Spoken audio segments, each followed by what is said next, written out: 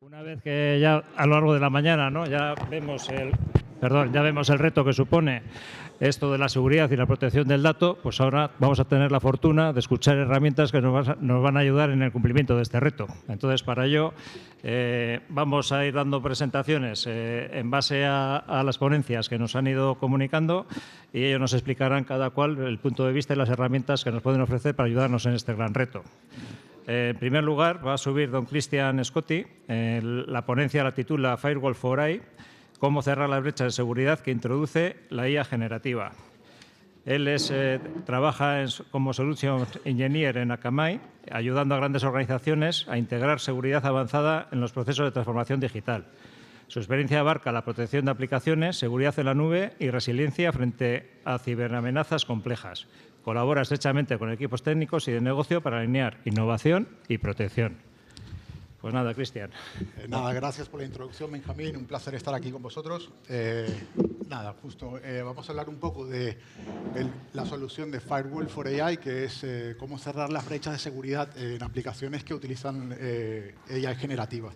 Sin más dilación, porque el tiempo apremia, creo que para nadie es un secreto la revolución que ha ocurrido en la industria con la inteligencia artificial. Prácticamente todos los sectores empiezan a adoptar esta nueva tecnología. El sector salud no es la excepción y las inversiones no hacen más que incrementarse año a año y no se espera que vayan a bajar en los próximos años tampoco. Evidentemente, lo que se busca es encontrar la rentabilidad a estas inversiones, que todavía hay dudas, hay todavía algunas evidencias de que no hay una estrategia clara de cómo sacar la rentabilidad. Sin embargo, sí hay unos casos de uso que presentan utilidad práctica, ¿no? Entre los principales casos que tenemos como impacto en las empresas pueden ser el mejorar la experiencia de usuarios con interfaces mucho más de lenguaje natural o más intuitivas para la gente que hable directamente contra un chatbot. Esto han proliferado muchísimo.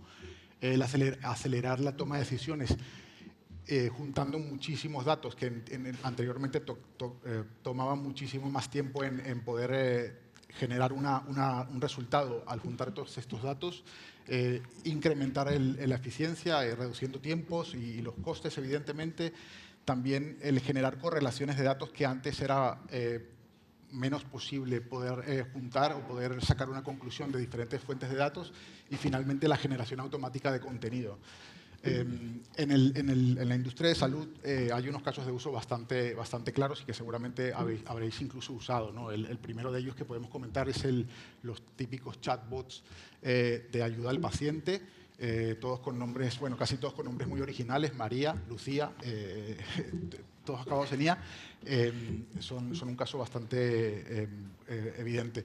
Luego también en la ayuda al profesional sanitario en el diagnóstico, hay ya modelos de IA como por ejemplo Dragon Copilot, que ayuda a trasladar lo que le comenta el paciente durante la consulta y ya ir correlando estos datos para generar luego un informe final. Evidentemente, uno de los momentos más incómodos en una consulta es cuando estás frente al doctor o al enfermero y luego te tardas 10 minutos esperando a que escriba un informe, ¿no? Esto se ha minimizado estos tiempos con IAs específicas para aceptar el lenguaje natural del paciente e ir procesándolos al vuelo en tiempo real.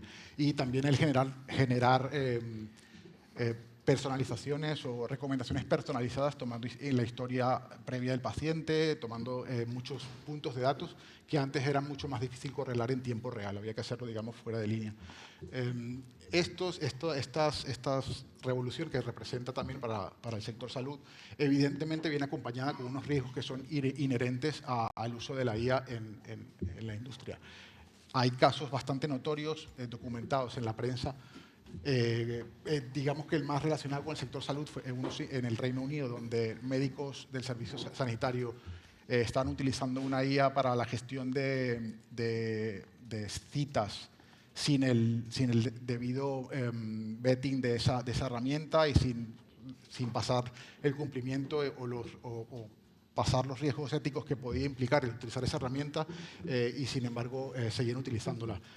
Otro más genérica fue el caso de Meta AI. Al momento justo que salió, al poco tiempo de salir al mercado, se empezó a exfiltrar un montón de datos personales, incluso datos médicos de personas. Tuvieron que hacer tirar abajo la aplicación para luego poner los controles pertinentes para que no exfiltrara los datos personales de muchísimos usuarios. Las consecuencias para tanto el sector público como el sector privado son muy importantes. Daño financiero, el tener que pagar penalizaciones o multas, riesgo de juicios, daño reputacional, que también es muy importante, el generar una desconfianza en los usuarios, el riesgo de no cumplir con la normativa o estar fuera de cumplimiento, o incluso riesgos de seguridad o de filtrar información que es inteligencia propia de la empresa. Estos riesgos son el hecho de introducir la IA, ya he dicho que involucra un nuevo set de riesgos que no podemos paliar con las herramientas que tenemos hasta ahora, la protección de la red, la protección del endpoint, la protección de las APIs, porque se abre un nuevo panorama, ¿no? que es prácticamente estamos dando al atacante el que nos pueda generar una exfiltración con lenguaje natural, con lo cual las posibilidades son absolutamente infinitas.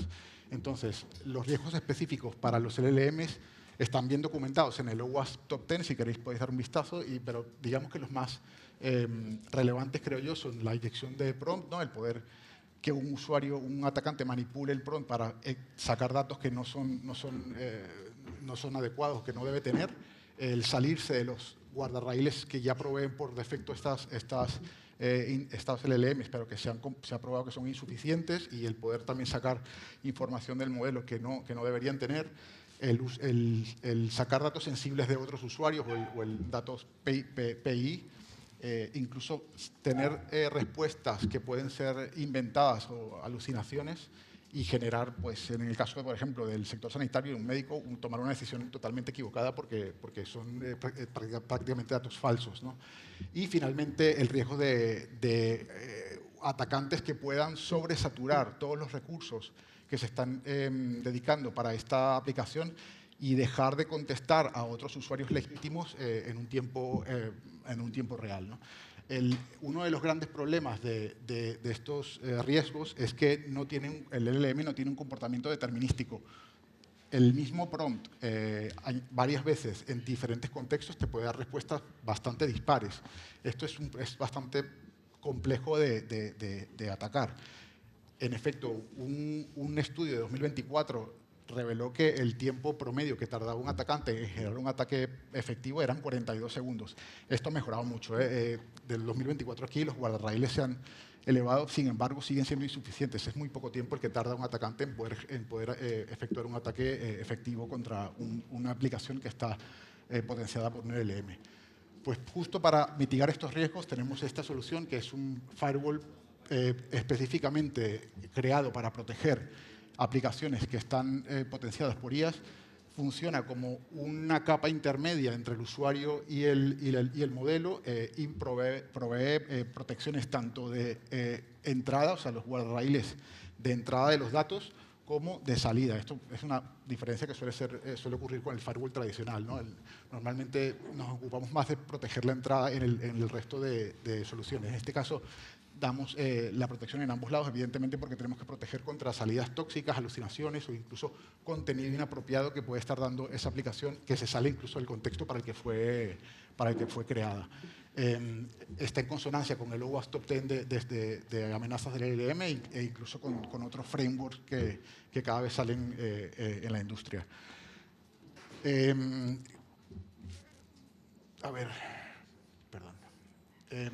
Que es totalmente agnóstico al modelo. Podemos proteger cualquiera que fuese el modelo, incluso si es un modelo parametrizado, customizado, si es un modelo descargado de Hugging Face, de open source, que se implementa para una aplicación específica. Hay diferentes modelos de implementación, tanto el modelo proxy inverso o digamos pasando por la plataforma ya de Akamai, que es una CDN y que es una pieza más dentro del stack, como también implementaciones que son tipo API, si es una endpoint que no está público, o incluso hay próximas implementaciones como, por ejemplo, un contenedor que es autoinstalable en la propia infraestructura del cliente. Hay controles muy granulares para aplicar una acción para cada una de las detecciones. Hay muchísimas tipos de PII que detecta, informes, integración con el CIEM. Bueno, no quiero aburriros mucho con detalles técnicos. Si tenéis luego interés, nos podéis contactar y tenemos una sesión en mucho más detalle. Pero como reflexión final, solamente quiero deciros que os llevéis el implementar IA en nuestras soluciones requiere el pensar en securizarlas de manera apropiada y con controles que son específicos para estos riesgos. Luego, el sector salud, evidentemente, es altamente regulado, donde es uno de los más, donde más tenemos que tener en cuenta este tipo de riesgos. Y que los LLM, por mucho que digan que vienen con guardarraíles, no son seguros por defecto. Es muy fácil, vamos, lo he visto yo enfrente de mis ojos, es muy fácil con alguna manipulación sencilla sobrepasar estos guardarraíles y que empiece a decir un montón de información que se supone no debería tener el usuario final. Nada, muchísimas gracias y espero os haya gustado.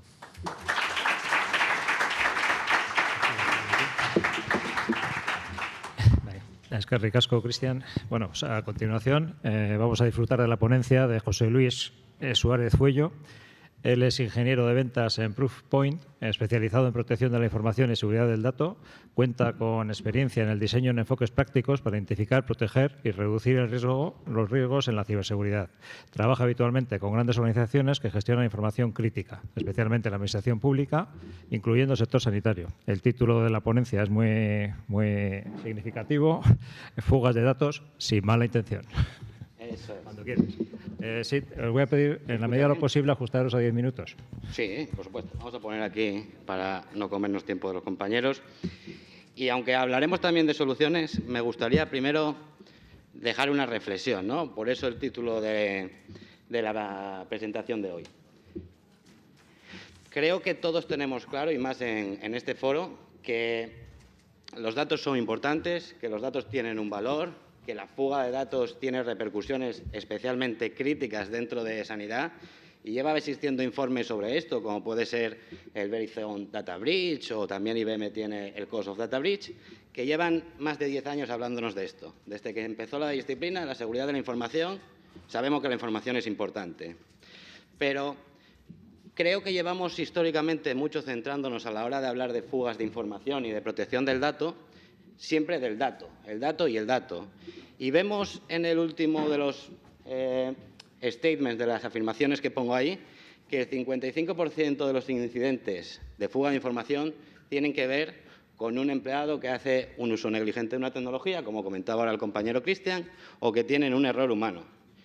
Y esto permite cambiar un poco cuál es el modelo con el que Proofpoint acompaña a sus clientes al proteger los datos que tienen dentro de su compañía, hacer que no ocurran fugas de datos sin malas de intención. Cuando analizamos los tipos de usuarios que hay detrás de las fugas de información, vamos a diferenciarlos según nuestra filosofía en 3 grandes tipos. Primero, y es el más común, este es el que día a día hace que haya información que se está escapando de nuestra compañía, es el usuario descuidado, el que ve que en ChatGPT tiene un aliado para hacer su trabajo más rápido, de manera más eficiente. El que necesita convertir un PDF a Word y busca en Internet y encuentra ahí los PDF y le sube ahí lo que sea necesario para poder llevar a cabo su trabajo. El que quizás todavía no le hemos podido transmitir desde los departamentos de ciberseguridad la criticidad que tiene el hacer las cosas de manera segura también en el mundo digital. Creo que en el mundo de seguridad física nos llevan años de ventaja. Seguro que vosotros en vuestros centros hospitalarios tenéis áreas restringidas en las que hay que llegar con una EPI, con un equipamiento adecuado y nadie se lo salta, pero en seguridad digital, en ciberseguridad, todavía tenemos que recorrer cierto camino. Dentro de los empleados internos que pueden poner en riesgo nuestra información, también nos vamos a encontrar el malicioso. En organizaciones tan grandes como las vuestras, seguro que hay uno o varios empleados descontentos, bien sea con la propia organización o con pacientes vuestros, que tienen privilegios para hacer el daño que quieran hacer. Y Si bien estos, gracias a Dios, no son los más comunes, sí que posiblemente sean los que mayor impacto pueden tener a la hora de un incidente. Y después tenemos un tercer grupo, que es el usuario comprometido, ¿no? Aquel que ha dado las credenciales donde no tocaba, que ha hecho clic en el correo que no tocaba, y que en el momento que ese tercero, que no es empleado nuestro, consigue esas credenciales, loguea con ese usuario esa contraseña, realmente en la identidad digital se convierte en un empleado más nuestro. Cada uno de estos perfiles genera distintos tipos de fuga de información que hay que abordar en el contexto. Y por eso, desde Proofpoint, proponemos un modelo distinto para proteger la información, para hacer el habitualmente llamado DLP. Una protección de la información centrada en el usuario, donde el contenido claramente va a ser importante. Depende del dato que se esté filtrando, la criticidad que va a tener ese incidente va a ser mayor o menor, pero que realmente siempre la fuga de información viene dada por una acción. No hay ninguna fuga de información porque el dato sea sensible. Datos sensibles tenéis que manejar. La operativa de vuestras organizaciones os llevan claramente a gestionar grandes cantidades de información sensible y eso no es un problema. El problema es cuando un usuario la envía donde no toca, la imprime donde no quiere y creo que además dentro del entorno sanitario pues tenéis una serie de retos muchos más grandes. Profesionales que trabajan con varias organizaciones sanitarias, profesionales que se traen sus dispositivos electrónicos porque están acostumbrados a trabajar con su prueba de esfuerzo. Tenéis un entorno muy variante, tanto en personas como en dispositivos, que hacen especialmente interesante e importante entender, oye, este usuario lleva haciendo esto un año y nunca ha tenido una fuga de información, ¿por qué hoy de repente utiliza WeTransfer? ¿Por qué está utilizando un servicio que no estaba utilizando? También es importante entender que esos perfiles van cambiando. Puede haber un usuario que habitualmente tengamos identificado como negligente, la negligencia igual le lleva a pinchar en un correo que no toca y de repente se convierte en comprometido y cuando le llama la atención es malicioso.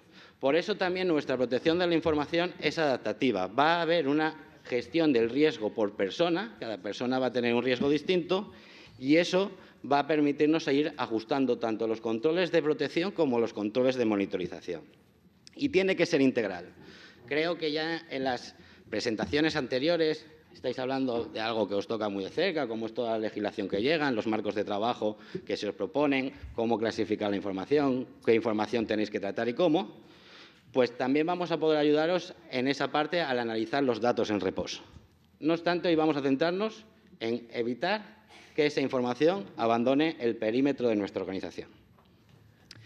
En nuestra opinión, el punto de partida, si tenemos que entender el contexto de por qué un usuario hace lo que está haciendo, es el puesto de usuario, es el equipo, el portátil, el ordenador. El ordenador kiosco que tenemos en el box y en el que entran 5 enfermeros distintos y a veces ni se loguean con las credenciales que corresponden. ¿Vale? Gracias a nuestro Endpoint DLP, lo que vamos a tener desde el día 1 es la telemetría de toda la actividad que se están haciendo en nuestros equipos corporativos. ¿Qué páginas se utilizan? ¿Dónde se suben los ficheros? ¿Hay USBs? ¿Se están utilizando? Vamos a tener toda esa visibilidad sin más que instalar un agente. No hay que hacer grandes configuraciones, que es también una de las problemáticas habituales en este tipo de productos de DLP. A partir de ahí vamos a identificar y vamos a complementar el trabajo que muchos de vosotros ya habréis hecho en la parte de gestión documental, cómo realmente se mueve la información en vuestras organizaciones. Con eso vamos a poder crear reglas de bloqueo. Vamos a impedir, en base a qué información tengan dentro, que se pueda subir a ChatGPT o no, porque creo que ponerle puertas a la inteligencia artificial, tanto la generativa como otros proyectos que van a venir, es algo contraproductivo. Claramente, la inteligencia artificial es una ventaja, pero hay que adoptarla, como decía el compañero, de manera segura. Y con todo ese contenido, con el comportamiento y con toda la inteligencia de amenazas que tenemos de este Proofpoint, en el puesto de usuario vamos a poder empezar a trabajar con vosotros en evitar que la información abandone vuestros perímetros, independientemente que sea con la inteligencia artificial, que sea con una página web, que sea por un correo o que sea en una impresión física, que en vuestro caso seguro que también tenéis impresiones que pueden ser complejas. Creo que es un tema que vamos a tener constantemente en las charlas de estos días, que es la inteligencia artificial. Y seguro que muchos de vosotros ya estaréis familiarizados con este tipo de proyectos, como RedIA, que lanzaba Rededes, para buscar nuevos proyectos en el entorno sanitario, ¿no? También tenemos, creo que algunas organizaciones ya estáis apostando por utilizar el Copilot Chat que viene dentro de la E3. Y esto es algo que viene. Yo lo utilizo en mi trabajo. Hay que utilizarlo de manera segura, pero desde luego que hay que utilizarlo porque si no nos quedaremos atrás. La IA, como comentaba también el compañero, va a tener fallos humanos. Así que vamos a tener que darle esas capacidades, esos guardarraíles que comentábamos, que si bien el fabricante del modelo te va a poner unos cuantos, igual que en el correo electrónico Office te da cierta protección, hay que potenciar y ayudar con gente especializada en ello. Y también en esta vía, por poner solo 2 ejemplos de toda la plataforma que tenemos de protección de la información en Proofpoint, os vamos a poder ayudar. Os vamos a poder ayudar dándoos un cuadro de mando único en el que veamos tanto aquellas aplicaciones de inteligencia artificial que permitís el uso, que están controladas, que están permitidas, ver qué información se está poniendo, quién la está poniendo, quién lo usa y quién no.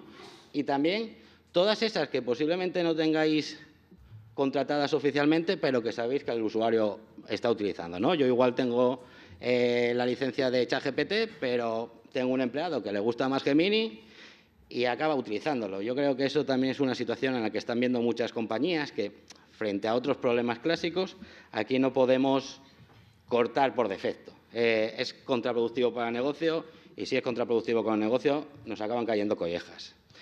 Con esta plataforma nos apoyamos en los productos que ya llevamos años trabajando, como son ese Endpoint DLP que comentaba antes, como es el Casby para ver esa integración con Copilot, para tener una visibilidad completa de la utilización en toda la organización de la inteligencia artificial. Y termino ya, para no pasarme de tiempo, dejándoos un poco la visión completa de dónde os podemos ayudar. Os podemos ayudar en entender vuestros datos en reposo. Con nuestro DSPM podemos conectarnos a esas cadenas de disco, a esos Office 365, a esos almacenamientos que tengamos en nube y ver qué información tenéis, quién tiene acceso a información, corregir los accesos que no se deban permitir y, además, también, obviamente, potenciado por inteligencia artificial. Una de las problemáticas habituales a la hora de identificar la información sensible es que no puedo hacer detectores de todo. La inteligencia artificial nos puede ayudar ahí. Después vamos a dar ese gobierno completo que mencionaba justo antes. En el DLP integral, decir que solo he mencionado el Endpoint DLP, que creo que es nuestra pieza más significativa dentro de esta parte del portfolio, pero también os podemos ayudar en el correo electrónico, os podemos ayudar en entornos SaaS. Y, finalmente, hay que entender que detrás de esas actividades hay un usuario. De ahí nuestro módulo Insider Threat Management, gestión de amenazas internas. Se instala en el mismo agente que el Endpoint DLP, pero va a tener algo muy importante a la hora de gestionar un caso de fuga de información provocado por un empleado nuestro. Evidencia visual, evidencia gráfica que el equipo de recursos humanos, de legal, va a poder entender, va a poder defender y va a poder gestionar ese incidente aunque ya haya ocurrido. Espero haberme ajustado un poco al tiempo. Yo creo que sí, ¿no? Perfecto, la has clavado. Muchas gracias y nos vemos después.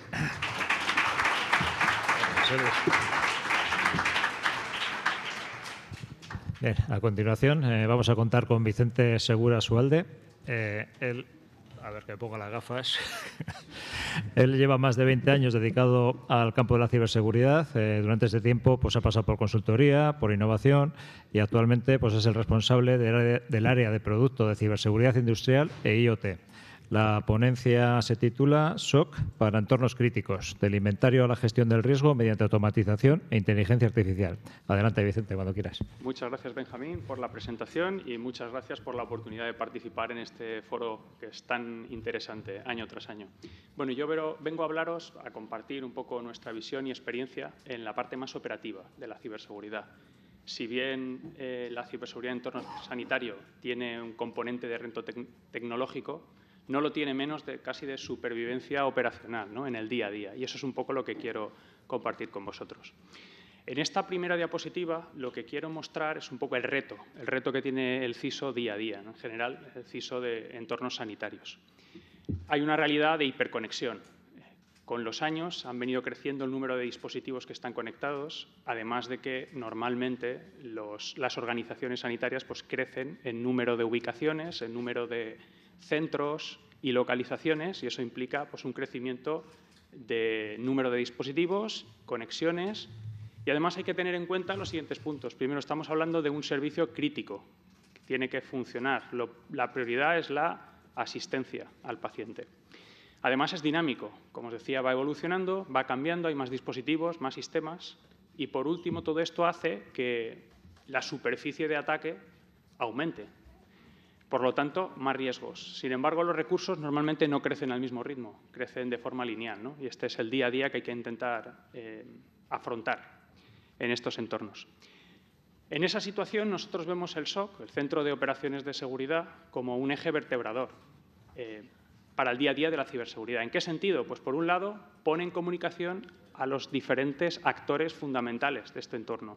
Los responsables de IT, de los sistemas, los responsables de los equipos de electromedicina, el personal clínico, por supuesto. Todo eso hay que tener en cuenta, además, una gestión con terceros. Dentro de los entornos sanitarios hay muchísimos equipos de electromedicina, como sabéis, en los que no siempre es posible actuar. Hay que ver qué se puede hacer. No puedes actuar directamente sobre el dispositivo. Eso implica una gestión de riesgos clara. Y luego, como decía antes, la prioridad tiene que ser la asistencia, ¿no? La asistencia sanitaria. Entonces, el SOC actúa como un elemento que, por un lado, gestiona diferentes soluciones tecnológicas para poder conocer la realidad del riesgo día a día. Por otro lado, tiene que garantizar que los sistemas siguen funcionando, que no hay un incidente que bloquee, paralice un sistema e impida la asistencia. Y luego, proporcionar una versión del riesgo en todo momento, ¿no? Hasta ahora, lo que se ha venido haciendo fundamentalmente en los entornos sanitarios es desplegar diferentes tipos de tecnologías de seguridad que proporcionan eventos, ¿no? Esa ingesta multifuente que indico ahí. El problema muchas veces es que te puede desbordar esa información. O sea, en el SOC lo que se intenta hacer es transformar esos datos en información accionable que te permite tomar acciones que gestionen el riesgo al que estás expuesto, ¿no? Una situación clarísima es el tema de las vulnerabilidades. En un entorno sanitario, como sabéis, tienes muchos dispositivos que no puedes actualizar y esas vulnerabilidades las tienes que gestionar de alguna forma y hacerles frente. Y luego esa cantidad de eventos, como decía antes, te puede generar una situación de parálisis, ¿no? ¿Qué es lo que planteamos nosotros ahí? Pues un esquema de funcionamiento como este que veis aquí. Partimos de una situación en la que se obtienen muchísimos datos que hay que transformar en información que te permita actuar. Ahí diferenciamos dos tipos de información clave. Por un lado, alertas, o sea, algo a lo que le tienes que prestar atención inmediata. Y luego está el resto de datos, que pueden ser más o menos útiles, ¿no? Entonces, en la parte de alertas, lo primero, hay alertas que te exigen una respuesta inmediata, porque puede ser la explotación de una vulnerabilidad crítica, y esto tienes que estar muy atento. Pero hay otro tipo de alertas que pueden ser vulnerabilidades descubiertas en determinados sistemas. Se publica una determinada vulnerabilidad y hay que tenerla identificada para ver qué tipo de acción se puede acometer, ¿no? Y a partir de ahí hay una serie de acciones, como podéis ver en vuestra parte derecha, ¿no? Por un lado, acciones de fortificación de la infraestructura. Vamos a intentar limitar la exposición de estas vulnerabilidades. Por otra, acciones de explotación de la información, como puede generar determinados tipos de análisis e informes. Y otras acciones más a medio y largo plazo, que pueden ser, pues, la gestión con los proveedores de los equipos de electromedicina para entender hasta qué punto están cumpliendo con los requisitos de seguridad que dicen cumplir en los documentos MDS2, por ejemplo. Para entrar un poquito más en el detalle de ese flujo, nosotros trabajamos con este modelo en capas, que a partir del despliegue de esas herramientas que os comentaba, esa capa de visibilidad, pues hemos ido perfeccionando las capas inferiores, que es lo que nos permite actuar sobre la propia infraestructura para resolver esos problemas que van surgiendo, ¿no? En la capa 1 son todas esas herramientas, como pueden ser firewalls, sondas de monitorización, EDRs que tienes instalados en los distintos equipos que proporcionan información del estado de seguridad. Desde el SOC le tenemos que intentar dar contexto a esa información. Contexto significa entender cuál es el riesgo que supone eso que vas detectando. Al final tienes que saber qué tipo de sistema es, qué tipo de servicio te da, en qué ubicación real está.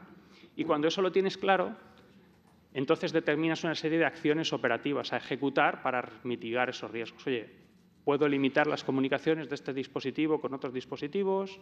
¿Puedo hacer algún tipo de actuación para limitar los riesgos? Y aquí es importante esa flecha de realimentación, porque muchas veces lo que tienes que hacer cuando aplicas una medida es comprobar que esa medida se ha aplicado bien, ¿no? Por ejemplo, si aplicas una regla de firewall, realmente está bloqueando la comunicación, o hay otra por encima que abre más la comunicación, permite esa comunicación y realmente en la práctica no se ha aplicado. Para ayudarnos en todo ese proceso, aquí es donde incorporamos herramientas de automatización y donde yo veo mucho camino para incorporar herramientas de inteligencia artificial. Oye, siempre respetando la protección del dato, pero aquí hay mucho que se puede automatizar. Por poner un ejemplo de acciones concretas, ¿no? Cuando detectamos una vulnerabilidad, no siempre puedes actuar. Ahí que hay que distinguir entre equipos que están gestionados por el fabricante del equipo o equipos que están directamente supervisados por el SOC, ¿no? Sobre los que el SOC puede hacer algo, al menos los equipos de IT. En los de vuestra derecha, en vuestra izquierda, los de caja negra, no podemos actuar directamente sobre el dispositivo, pero podemos realizar una serie de acciones, como ahora contaré. En los que están gestionados internamente sí podamos tomar acciones. Por ejemplo, si hay una vulnerabilidad en una aplicación determinada, si esa aplicación no necesariamente tiene que utilizarse, la podemos bloquear. O si es necesario establecer algún tipo de política en el dispositivo, se puede llegar a hacer. Respecto a los de caja negra, ¿qué podemos hacer en estos casos? Teniendo en cuenta que tú no puedes actualizar el firmware del dispositivo, lo que sí podemos hacer es limitar las comunicaciones de ese dispositivo a las estrictamente necesarias. Por ejemplo, en este caso, un equipo de imagen, pues entendemos que solo debe comunicarse con la estación de trabajo y con el servidor PAX. Pues ese tipo de acciones sí se pueden tomar desde el SOC para limitar los riesgos. Como ejemplo de herramientas de automatización que hemos desarrollado también, muchas veces las herramientas de monitorización, las soluciones de monitorización, ubican erróneamente determinados dispositivos. Y eso es porque en los diferentes centros se utilizan los mismos direccionamientos para las máquinas y se produce un solapamiento. Aquí hemos desarrollado alguna herramienta para poder colocar las cosas en orden, para ubicar correctamente esos dispositivos. Y esto es un tipo de herramienta en el que se puede trabajar para mejorar los resultados que proporcionan las tecnologías actualmente de ciberseguridad. Aquí hay un poquito más de detalle al respecto. Además,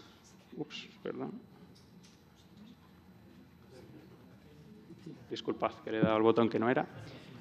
Además, este script, o esta herramienta que hemos desarrollado, también permite hacer un etiquetado para gestionar de forma optimizada las comunicaciones mediante un etiquetado dinámico de esos equipos.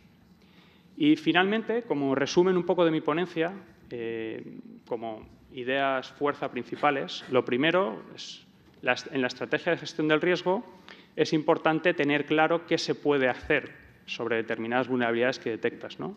Si las gestiona un fabricante o nosotros tenemos capacidad de acción sobre esos dispositivos. El segundo punto es el valor que proporciona el SOC, que desde mi punto de vista, en los próximos años, podrá mejorar su actividad de forma sustancial con la incorporación de capacidades de automatización e inteligencia artificial. O sea, estamos recibiendo mucha información, muchos datos de todas esas tecnologías que os comentaba antes. El siguiente paso es convertirlo en información accionable y ahí es donde la inteligencia artificial y las herramientas de automatización pueden ayudar mucho. Permitirán reducir la superficie de ataque, permitirán automatizar muchos procesos y también van a permitir filtrar la información o los datos que sean menos relevantes y convertirlos en alertas.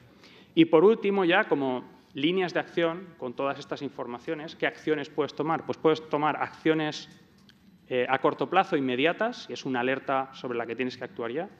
Acciones más operativas, que es mejorar la propia situación de tu infraestructura, pues con filtrados de comunicaciones, con aislamiento de determinados equipos. Y luego una última parte de cumplimiento, ¿no? Puedes establecer esa política de revisión de requisitos de lo que aparece en los documentos MDS2, que describen los requisitos o las funciones de seguridad que deberían cumplir los dispositivos, y detectar incumplimientos para poder gestionarlos con el fabricante, ¿no? Y de esa forma poder mejorar tu gestión. Y lo dejo aquí, espero no haberme pasado. Así, muchísimas gracias por vuestra atención.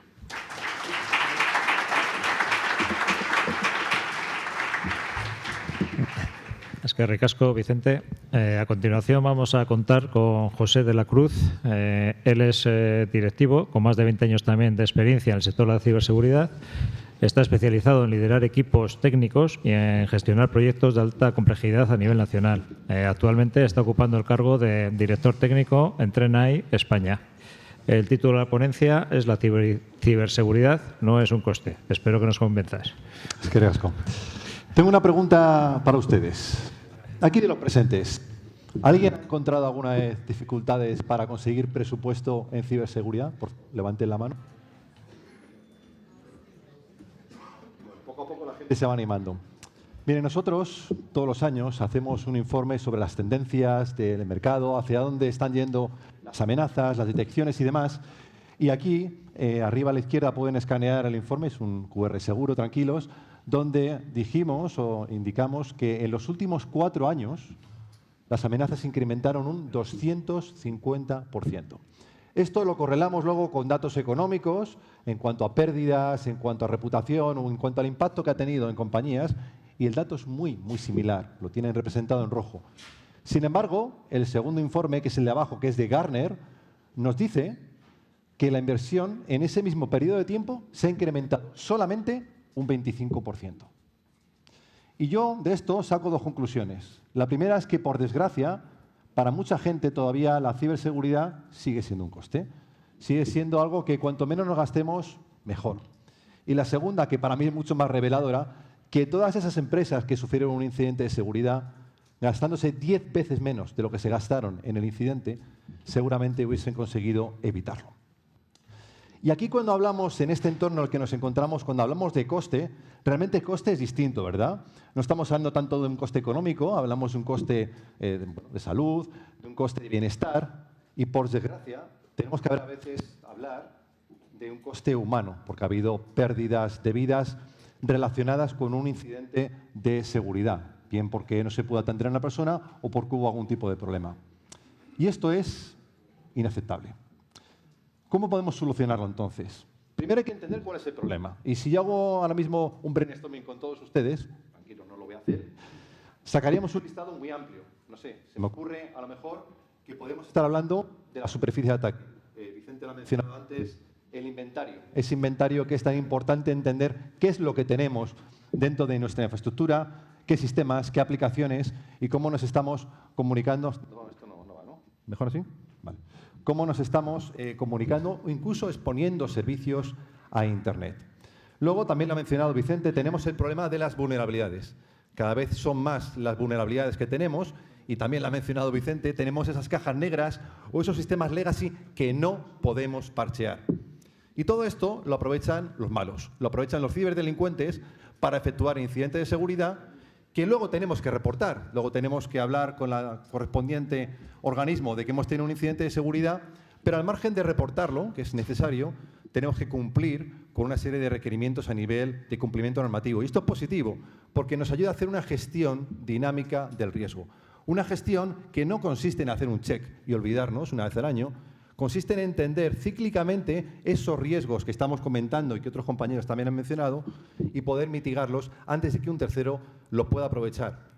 Esa superficie de ataque tenemos también, por supuesto, la cadena de suministro, esas empresas con las que interactuamos y tenemos datos en común, comunicaciones, y nuestros queridos usuarios que hacen, bueno, un poco también lo ha mencionado el compañero de Proofpoint, el uso de las herramientas, en muchos casos, utilizan el Shadow IT, herramientas que no están permitidas o que no están validadas por nuestras organizaciones, por ejemplo WhatsApp, para compartir datos de organizaciones.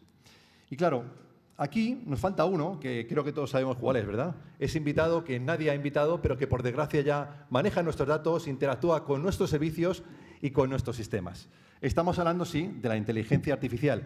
Y por no redundar en lo que han dicho los compañeros, que me parece todo muy acertado, es una gran herramienta. Nos ayuda a todos, a nosotros incluidos, nos ayuda a ser más eficientes, a tener mejores detecciones de amenazas, a ser más eficientes procesando toda esa cantidad de información que mencionaba, por ejemplo, Vicente, cuando hablamos de ingesta de telemetría, de datos y demás. Todo eso, gracias a la IA, se procesa mucho más rápido y, por tanto, somos mejores. Pero, claro, conlleva una serie de riesgos que ya también el compañero de Akamai mencionó.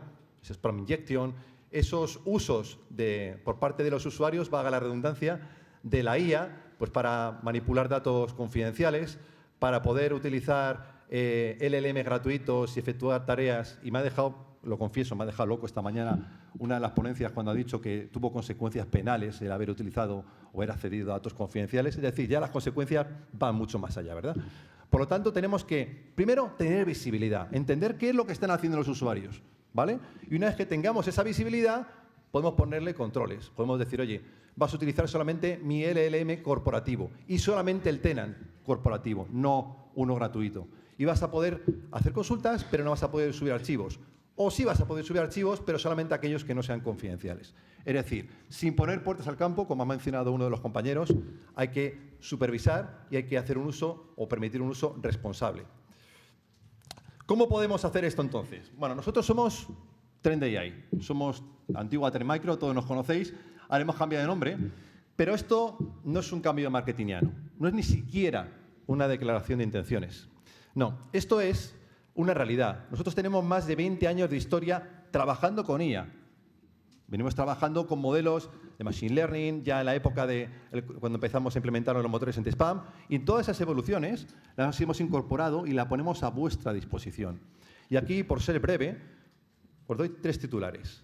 Cubrimos todo el ciclo de vida de la inteligencia artificial, desde la infraestructura, donde podemos proteger los modelos, me da exactamente igual donde estén, los modelos que estén on-premise, los modelos que estén en nube, y protegemos tanto los microservicios como las comunicaciones, como incluso el hardware, porque tenemos una estrecha colaboración con NVIDIA para poder proteger esa capa también.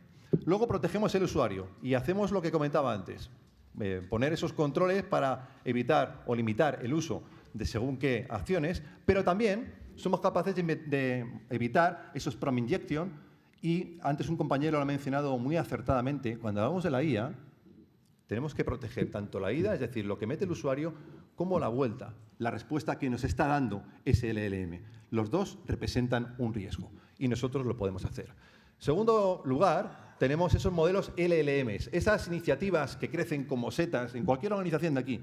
Y estoy seguro que cualquiera de ustedes conocen dentro de su organización a alguien que ha iniciado una iniciativa peregrina y ha dicho, voy a montar un LLM para resolver esto y, no sé, tratar los expedientes académicos o médicos en este caso sin ningún problema. LLM privada. Y tú le preguntas, oye, ¿esto cómo lo securizas? Y si les queda cara de póker, ¿no? Esto es privado, esto no hace falta que lo securices. Pues ya lo han dicho antes los compañeros. Estos modelos, aunque sean privados, están sujetos a recibir ataques, a recibir prompt injection o incluso a que nos roben información. Si alguien es capaz de construir un prompt lo suficientemente bueno, es capaz de decirme, dame todo el listado de pacientes que tienes en ese LLM y tienes un problema.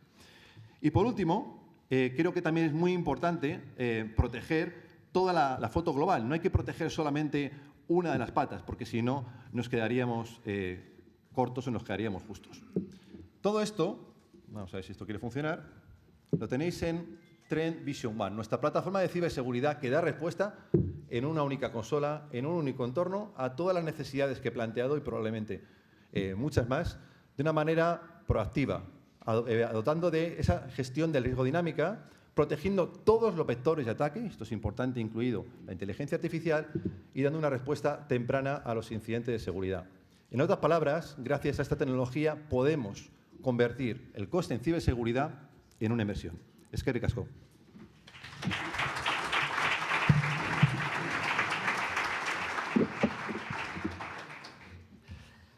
Gracias, José.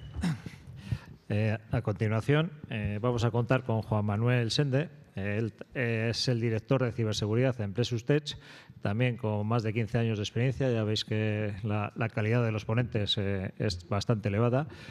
Está, decía, de la experiencia en el ámbito de la seguridad de la información y la gestión del riesgo tecnológico. Lidera la estrategia y ejecución de servicios avanzados de seguridad para organizaciones públicas y privadas, impulsando en la resiliencia y la protección de activos digitales en entornos de alta exigencia, tanto operativa como regulatoria. Ha dirigido programas de transformación digital segura e implantación de marcos normativos desde una visión basada en la gestión efectiva del riesgo, garantizando la protección de los sistemas sin comprometer la operación ni el valor humano de las organizaciones. Cuando quieras. Gracias por la presentación, Benjamín. Y nada, un matiz, que el nombre y el que ven en el programa es de mi compañero Juan Sende, quien es el que en realidad ha preparado la presentación, temas que no pudo venir, así que los que pagaron la entrada por Juan Sende salió Temu, señores. Vamos a ver qué hacemos aquí. Mi nombre es Omar Horta, ¿no? Y la descripción que ha dado Benjamín es la correcta. Y un poco lo que vamos a plantear nosotros es esos retos a los que estamos envueltos. Ya hemos visto varias tecnologías que se plantean para solucionar y luego el servicio del SOC que nos permite monitorizar y verlo, ¿no? Vamos a ver cómo podemos hacer para complementar esas capas tecnológicas y aportar valor. No quiero dejar pasar por delante el agradecimiento por la invitación aquí a Plexus a participar en el acto, y cada vez somos más, ¿no? Cada vez la sala se va haciendo más pequeña, ¿no? Ya va siendo así que enhorabuena por ello.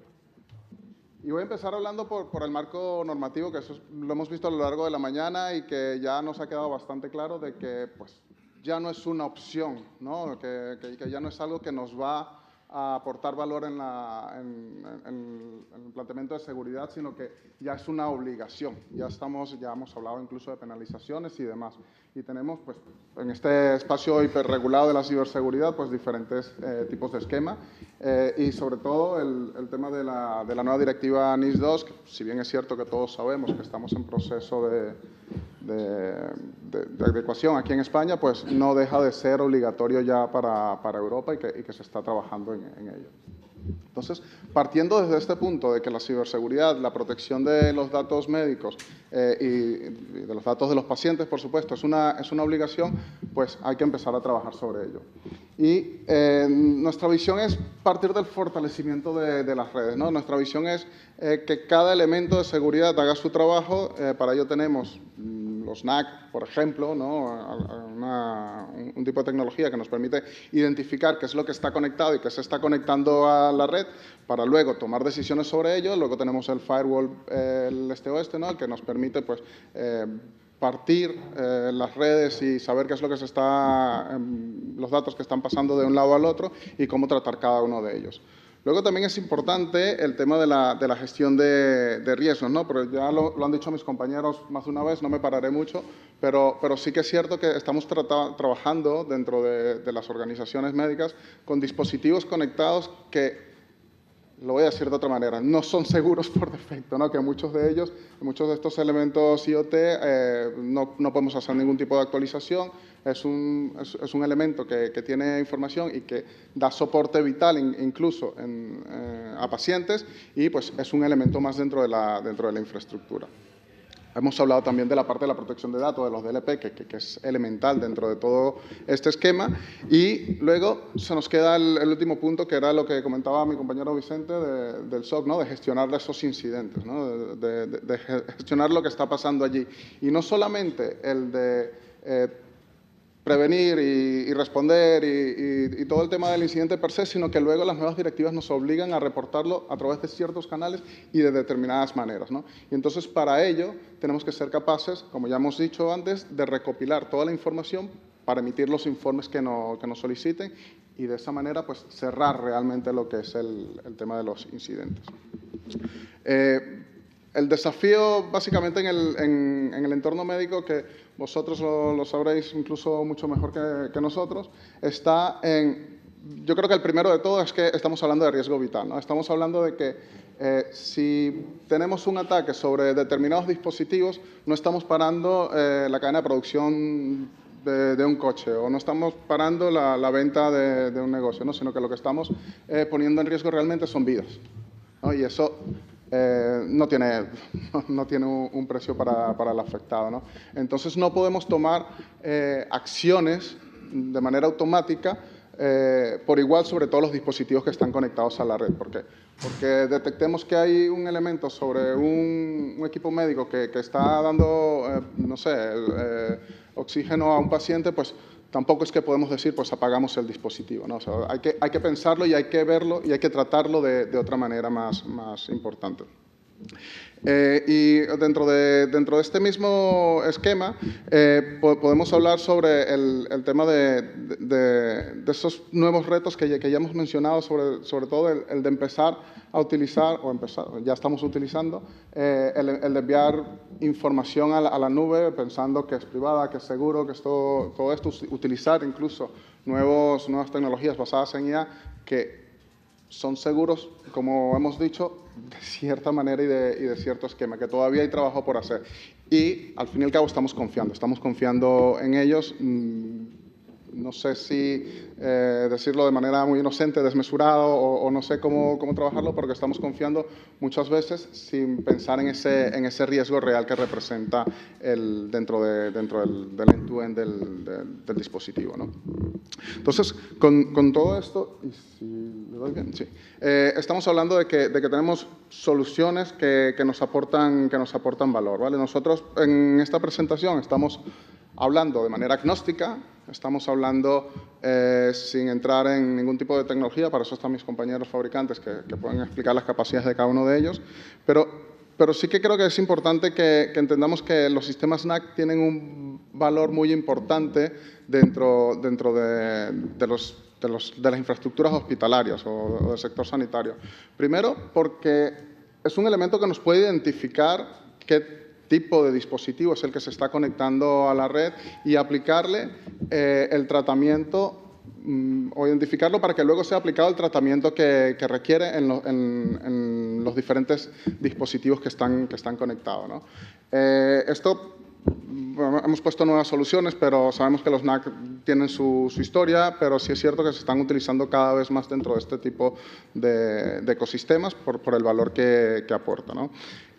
Y sobre todo porque estos dispositivos médicos que comentaba, que tienen sus características bastante especiales, necesitan un tratamiento, como ya hemos dicho, distinto. Y entonces es en el NAC en donde puedes identificarlo, clasificarlo y luego aplicar las medidas que mejor corresponden bajo un esquema de análisis de riesgo que se haya hecho en una fase anterior, ¿no?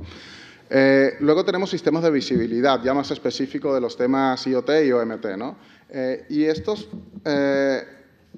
nos permiten o realmente nos aportan el valor de dar esa acción que corresponde una vez identificado en el NAC, nos llega, ya sabemos qué es lo que es, ya tenemos el tipo de versión, las vulnerabilidades, ya tenemos su función dentro de dónde está ubicado, ya tenemos toda la información y a partir de aquí pues podemos tomar las decisiones. Oye, no es un dispositivo que me permita actualizar, no es un dispositivo que me permita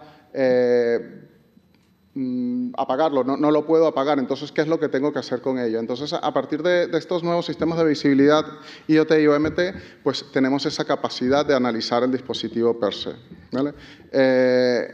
Y luego tenemos esa tercera capa que hemos comentado de los sistemas firewall, ya no solo el norte-sur, sino el este-oeste, que es lo que nos va a permitir controlar qué sistema se está hablando con quién con quién y qué es lo que se están transmitiendo entre ellos para que también seamos capaces de ordenar esas microsegmentaciones y demás, ¿no? No solamente vamos a trabajar el tráfico que entra y sale de la organización, no solamente nos va a permitir controlar quién está accediendo a qué, sino nos está permitiendo entender todo el ecosistema bajo un esquema ya global e identificado de dispositivos. ¿Qué es lo que nosotros hemos hecho en ya algunos clientes bajo esta estructura de estas tres capas, ¿no? Al fin y al cabo, lo que vamos haciendo es que cada una de ellas se ocupe de su función principal y podemos tomar decisiones automáticas. A lo mejor inteligente no es la palabra por todo el contexto que estamos hablando, pero sí que podemos aplicar la automatización de manera especial sobre los distintos dispositivos que estén conectándose, ¿no? No necesitas apagar un asistente de médicos, sino que solamente pues, lo que haces es aislarlo de la red, ¿no? Los pones en otro punto para tratarlo de manera especial. Entonces, allí es en donde el NAC primero identifica, luego el sistema de visibilidad me permite ver cuál es el estado real de la seguridad de ese dispositivo y luego el firewall pues, se encarga de clasificarlo y de ordenar en dónde está dentro de la red. Y ya por ir terminando, por ir cerrando, está la parte de la gestión de los incidentes, ¿no? Incidencias en general.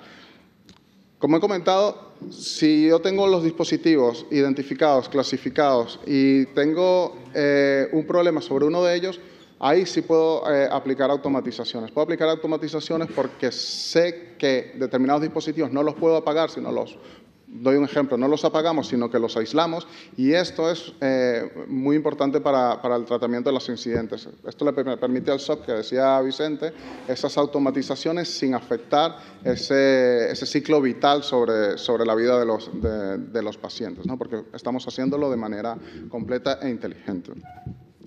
Y también vamos a tener toda la información necesaria para ese reporting, porque vamos a saber qué dispositivo es el que realmente está afectado, cómo se afectó y cuál es el impacto que está teniendo sobre el ecosistema, o sea, sobre la infraestructura de los hospitales y, por supuesto, que sobre la vida de los pacientes también.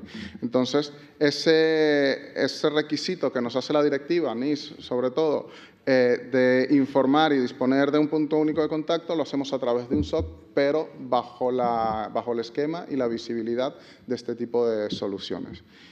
Y espero haber dejado a Juan a la altura de la presentación. Muchas gracias. Gracias, Omar.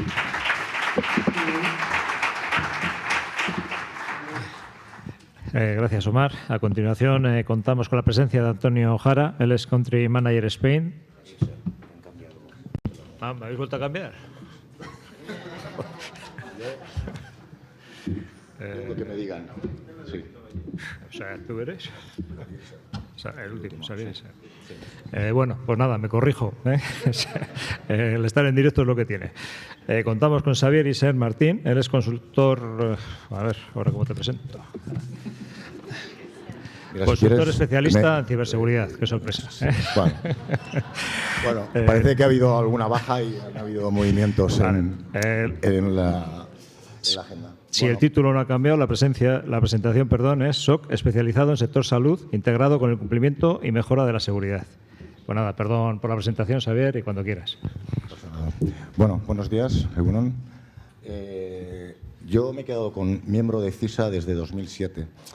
En ese momento era un perfil extraño porque toda mi vida he estado en soluciones tecnológicas, implantando con las principales marcas de seguridad, algunas de ellas por aquí presentes, soluciones en diferentes ámbitos y en hospitales. Y además realizando auditorías de cumplimiento de Esquema Nacional de Seguridad, auditorías técnicas, o sea que vengo del barro y, como diría yo, sigo en el barro.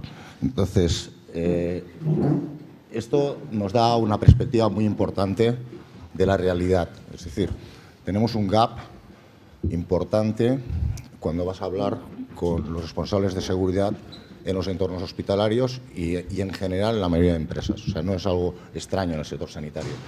En estos momentos, para quien no conozca NUNSIS lo formamos unos 3.000 empleados en estos momentos y alguna más. Tenemos 35 delegaciones. Tenemos 35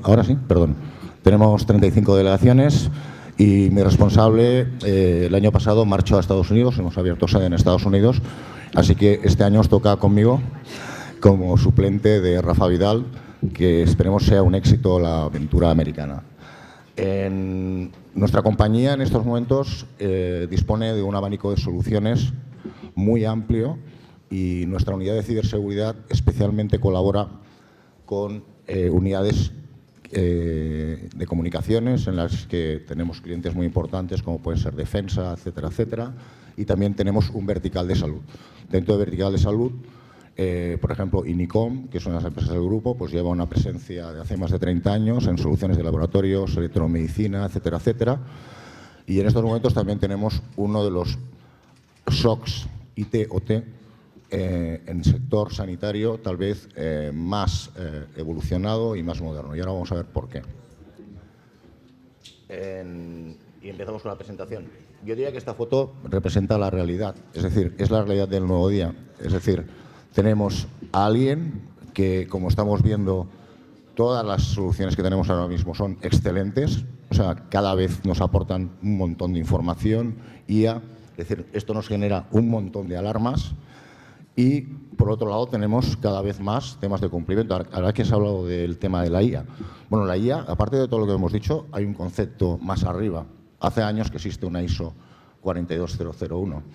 Y no es tanto el tema de la aplicación, sino desde un punto de vista de concepto. Es decir, aquellos que dirigen un departamento de seguridad, cuando valoran implementar un proyecto que incorpore IA deben tener en cuenta otra serie de factores.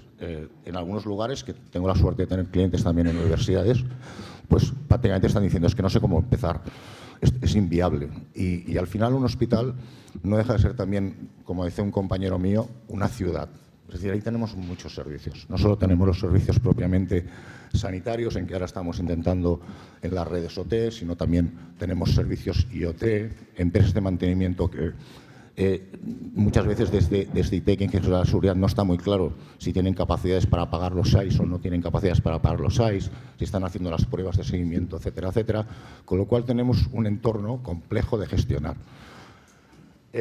Y además tenemos dos retos. Aquí se ha hablado mucho del tema de tratamiento de datos, se ha hablado de toda la parte del cumplimiento normativo, pero tenemos una brecha. Hay una brecha clara entre aquel que hace el análisis de riesgos y luego lo que pasa. Es decir, yo me siento, tengo un montón de reuniones, hago mis análisis de riesgos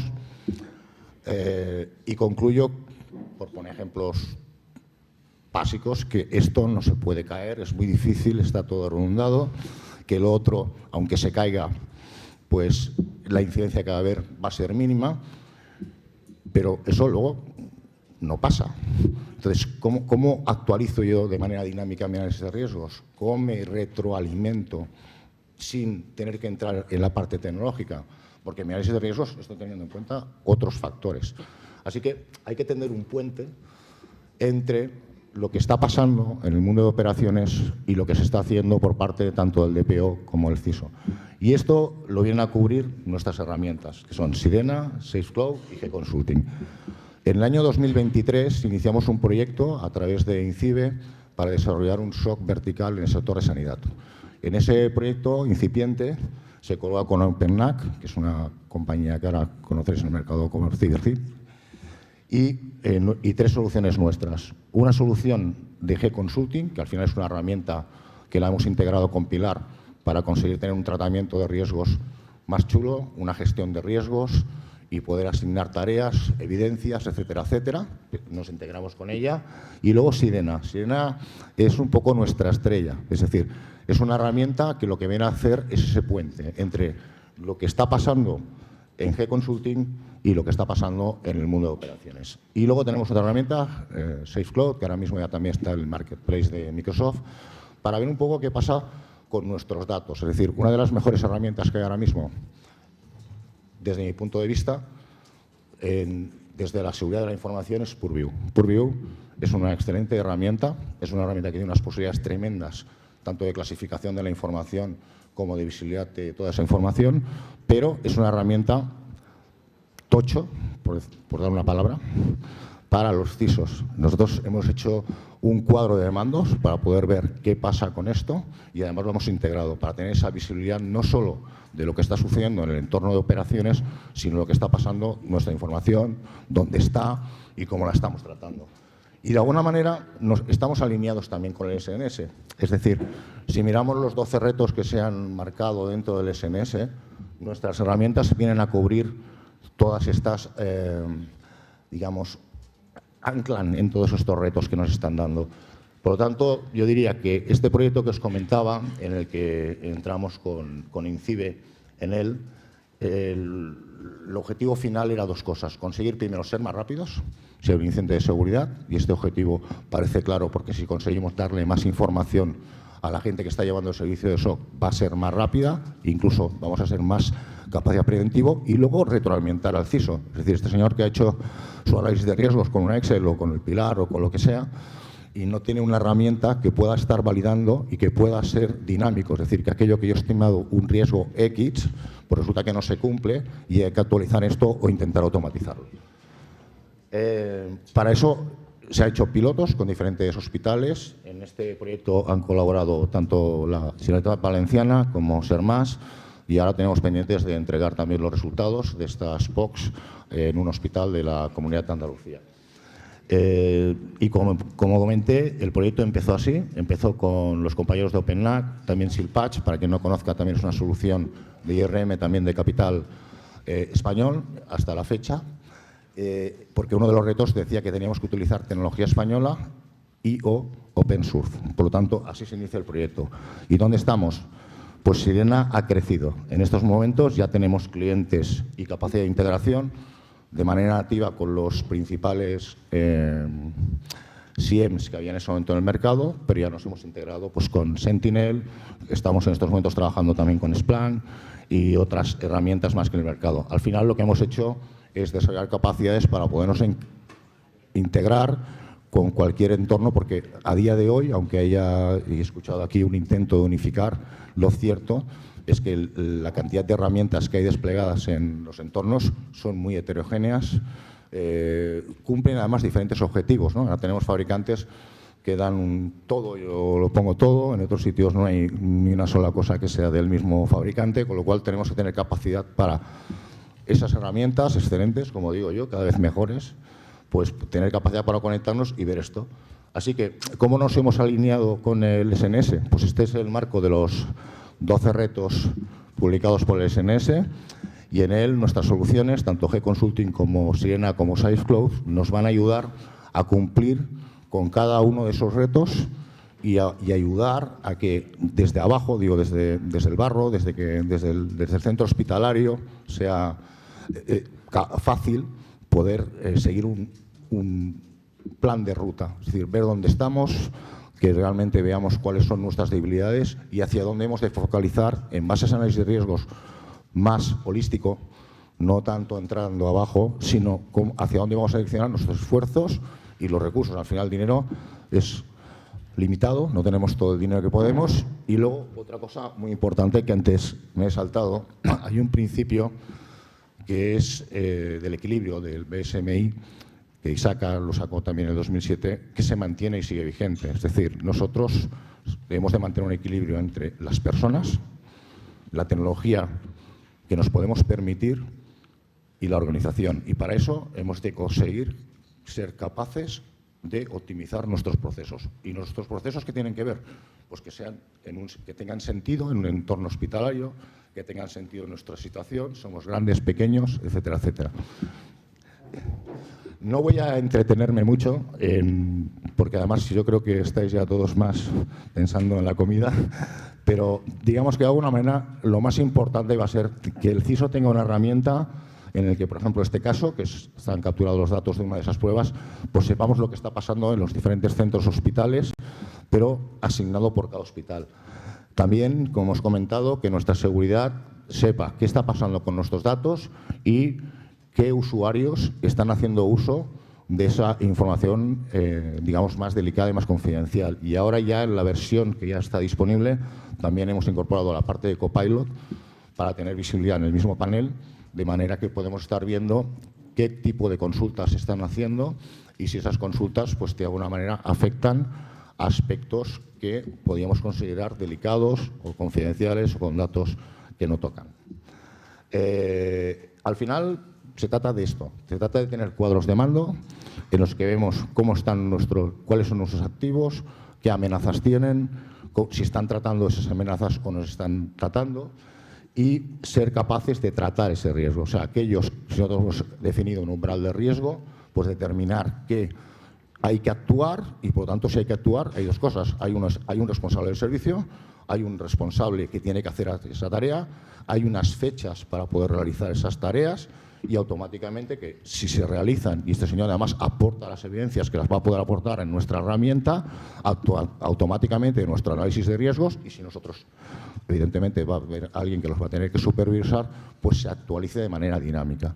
Y voy a decir, sí señor, pues si haciendo esta medida vamos a bajar nuestro umbral de riesgo a 3 o a 4, el que hemos decidido que tenga tolerancia, pues se automatice. Esto ahorra un montón de tiempo, ahorra un montón de reuniones. Porque además, esta es la realidad, yo he vuelto a decirlo, hace pocos días tuve una reunión, no en un entorno hospitalario, pero sí público, con 10.000 usuarios. Y me dijo, el CISO me ha mandado esta Excel para que yo haga el análisis de riesgos de todo esto. Y estaba asustado, no, lo siguiente.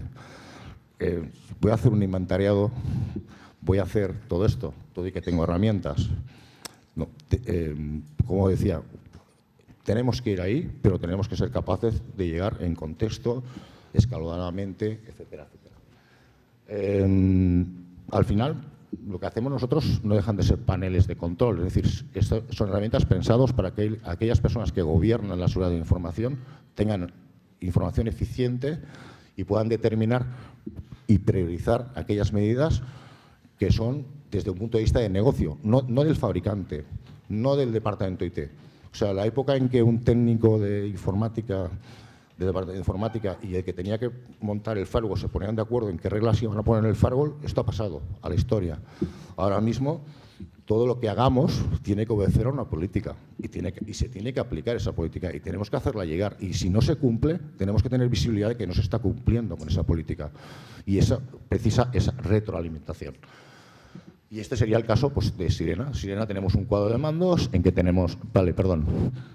Cierro. Estas presentaciones van a estar colgadas. Como he dicho, me voy a saltar. Al final el objetivo es ser más rápidos, poder asignar tareas, poder subir todas las evidencias de nuestras tareas, marcando un GAN y para que veamos en todo momento en dónde estamos, cuando hagamos proyectos también.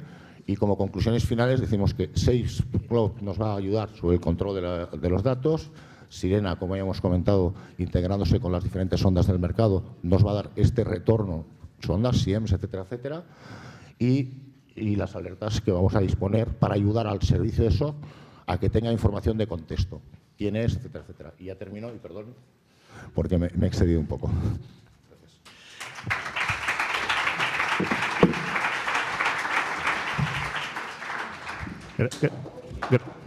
Gracias, Javier. Perdona por la interrupción. Veo que eres un enamorado del tema, pero el tiempo apremia.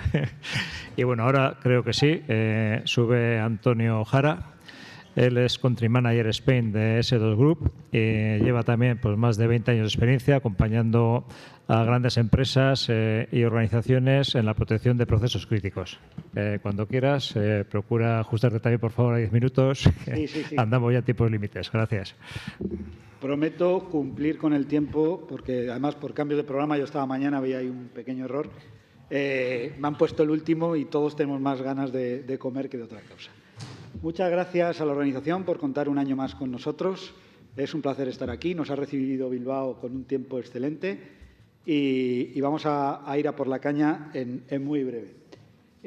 Me vais a permitir muy brevemente que haga una introducción a S2 Grupo porque creo que tiene sentido para que veáis cuál es nuestro planteamiento. En cierto modo, somos un rara avis. Somos una compañía que fundaron dos empresarios valencianos hace 20 y pocos años. Siguen siendo los únicos propietarios de la compañía y la forma de enfocar nuestros servicios pues también tiene un poco va en esta línea. Ellos eran dos ingenieros industriales, los cuales vieron la necesidad que iba a tener el riesgo que iba a llevar el tema que todavía ni se conocía como OT en ciberseguridad, que tampoco existía esa palabra, y empezaron a montar toda la parte de servicios conforme al tema que podía venir posteriormente. A día de hoy somos ya más de 700 personas, tenemos sedes en múltiples países, tanto en Europa como en Latinoamérica, y apostamos por la soberanía tecnológica en estos tiempos que son algo complejos en cuanto a geopolítica se refiere. Pues nosotros apostamos desde hace mucho tiempo por el desarrollo de producto propio en algunos temas y también, lógicamente, no podemos hacerlo todo, colaboramos con muchos de los partners que también están hoy presentando soluciones sumamente interesantes. Además, el año pasado montamos un nuevo plan estratégico muy ambicioso en el cual apostamos por la sectorización. Y uno de los sectores estratégicos, que en este caso nos ayudó McKinsey a definirlo, es el sector sanitario. Entonces, pues hoy me acompaña también mi compañero David Tomás, que es el responsable del sector, y el cual pues está desarrollando toda la capa de servicios que ya voy a tratar de presentar, no los servicios, sino cuál es nuestra visión y hacia dónde queremos ir con la problemática que aquí tenemos. Hablo de algo que no creo que a nadie le suene novedoso, esto de convergencia y temas OT, pero que parece mentira que tantos años después sigamos en las mismas. O sea, creo que es importante destacarlo porque yo que en S2 llevo más de 13 años ya, cuando entré, pues la verdad es que dije, joder, ¿qué nivel de madurez hay aquí en OT tan alto? Y hablaban, no, porque va a llegar la convergencia. La convergencia había llegado y llegó hace tanto, pero cuando vamos a proteger, y hablamos muchas veces de la parte OT, realmente lo que estamos haciendo es la securización IT de un entorno más OT, o sea, de una empresa que tiene temas OT. Entonces, pues tengamos claro que muy por encima, en cualquier entorno hospitalario, en una clínica, en un hospital, tenemos, pues como en cualquier organización, la parte IT, tenemos los sistemas de control industrial que en un hospital pues tienen especial relevancia porque, claro, la climatización de una oficina, pues si la cosa se da mal, pues todos a teletrabajar y se acabó. Pero claro, si un quirófano no tiene las condiciones de temperatura y humedad, o lógicamente una UCI, pues tenemos un problema serio. Aparte, pues gases medicinales, etcétera, todo lo que hay ahí. Y luego, ya va haciendo tiempo, también se incorporaron los dispositivos médicos.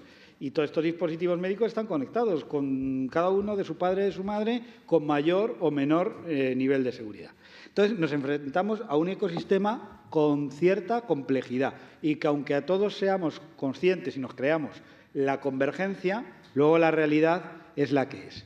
El problema es que aquí, además me han puesto ahí en la presentación, garantizar la continuidad del paciente, la no continuidad del paciente es chunga, la verdad. Entonces, aquí hablamos de la salud del paciente y la salud del paciente pasa por la protección global, con una visión, esa palabra fantástica, de holística de todo. Si no lo vemos así, tendríamos un problema. Y nosotros, nuestro planteamiento es que esto ya no es un tema tan tecnológico como si no, lo que tenemos que tener claro son los procesos y las personas. Comentaba antes mi compañero aquí de Proofpoint la importancia, ¿no?, del factor humano, de la concienciación, que también es un tema súper novedoso, ¿no? No hemos hablado nunca de esto. Pues es que tenemos que seguir con las mismas, porque por muchas campañas que hacemos, pues hay que ir apostando por la sensibilización y que todos nos creamos cómo hacemos esto. Vale, para que veáis un poquito cómo nosotros planteamos la securización y nuestra filosofía, nosotros cuando decía que esto lo montaron 2 ingenieros industriales, lo que hemos ido haciendo desde que montamos nuestro laboratorio, que ahora os pongo alguna imagen, fue montar equipos multidisciplinares reales, en los cuales, cuando íbamos a entornos puramente industriales de una planta industrial, pues llevamos al informático o al teleco, que no es más que su herramienta, que la herramienta del industrial malintencionado para poder llegar a lo que toca, y toca ahí en una presa y desborda la presa, ¿no? Pues aquí lo que hemos hecho es contratar también a personal médico. Necesitamos que un médico nos diga si tocamos en este sistema de control algo, ¿qué voy a hacer? O sea, si esta bomba de infusión la toco, ¿puedo llegar a hacer algo con este paciente? Si en este control de UCI altero esto es una denegación de servicio a la UCI, pues todo esto lo hemos hecho contando con personal médico interno para poder entender bien cómo vamos a proteger. Y aquí lo que apostamos es por toda la familia de prevención, detección y respuesta, como en cualquier otro servicio, por supuesto. Tenemos un laboratorio y en torno al laboratorio es donde estamos pues realmente pudiendo estar en día cero en lo que ocurre. No hay nada mejor que ver una imagen. Esta es la imagen global de nuestro laboratorio, en el cual podéis ver dispositivos de todo tipo de cosas. Pero hacemos zoom a la parte más médica y ahí veis una UCI que tiene pues, nuestro paciente con mal aspecto. Tenemos distintos dispositivos y ahí, pues, desde fabricantes de dispositivos médicos nos están pidiendo que los auditemos antes de poder ponerlos a producción, ¿no?, para verlos, pero sobre todo lo que estamos haciendo ahí son pruebas. Estamos entrenando a nuestros propios equipos de cuáles son las posibles vulnerabilidades para cuando vamos a evaluar en campo una instalación, cómo se comporta, ¿no? Entonces lo entrenamos ahí. Y lo que lo utilizamos mucho, y este señor con mal aspecto y esta UCI ha viajado bastante por distintas compañías y organismos, es para dar sesiones de concienciación, sobre todo a personal médico, para que este personal sea consciente de forma muy visual de que ese paciente puede tener una afectación a través de un ciberataque. ¿Y cuáles son las responsabilidades de cada uno? Del médico, del de informática, del de mantenimiento, de todos, ¿no? Entonces, eso es un poco la idea. También tenemos, pues ahí vemos otra unidad, ¿no?, de diagnóstico por imagen. Y todo esto, lo que nos ha pasado en uno de los servicios más populares que tenemos, que es el de hacer una evaluación, ver cómo estamos, pues cuando llegábamos decíamos, ¿y qué framework utilizamos? ¿Contra qué vamos? ¿Cuál es nuestro marco de referencia? Porque en un entorno IT, si vas a una parte más consultoril, está claro que utilizas la 27 o el esquema dependiendo de dónde vayas. Vale. Pero cuando aquí estás ya en este tipo de entornos, hemos hablado a lo largo de la mañana de distintas partes regulatorias que están muy bien porque nos están al final dando presupuesto, no es otra cosa. Pero en este caso, que vamos a una evaluación a lo mejor con una parte más técnica y luego una un poco teórica, lo que hemos tenido es con la experiencia ir creándonos nuestra propia guía que tenemos a día de hoy y estamos combinando lo que decimos. El mundo IT, el mundo OT, dependiendo de los dispositivos médicos que tengamos, pues lo que toca en cada caso. Entonces, tenemos ya una guía y estamos también, bueno, pues haciendo guías a distintas compañías que les interesa para poder luego ir a las distintas instalaciones, es decir, a las clínicas, a los hospitales y decir dónde estás, esta es la situación real, cuál es el gap que necesito y el plan de iniciativas uno por uno. Y termino ya, y creo que hasta me sobra un minuto, con cifras de cierre. A día de hoy trabajamos con más de 30 clientes y organismos en este tipo de sectores. No es que estemos con 30 clientes de salud prestando un servicio de protección de datos, sino que estamos haciendo temas específicos y hemos hecho más de 50 proyectos específicos de esta cuestión. Quiero que os quedéis con el tema de que nosotros tenemos un equipo multidisciplinar real que quiere entender cuál es la problemática para dar una solución. Y eso es todo. Muchísimas gracias.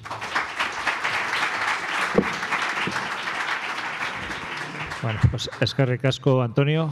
Con esto concluimos la mesa. Bueno, como habéis observado, pues ha habido ponencias, yo creo que muy interesantes, algunas complementarias, algunas un poco con misma funcionalidad. Y bueno, realmente, pues es verdad que la idea fundamental de que esto no es un coste, es una inversión, pues yo creo que ha quedado clara. A ver si conseguimos entre todos asegurar lo máximo la salud.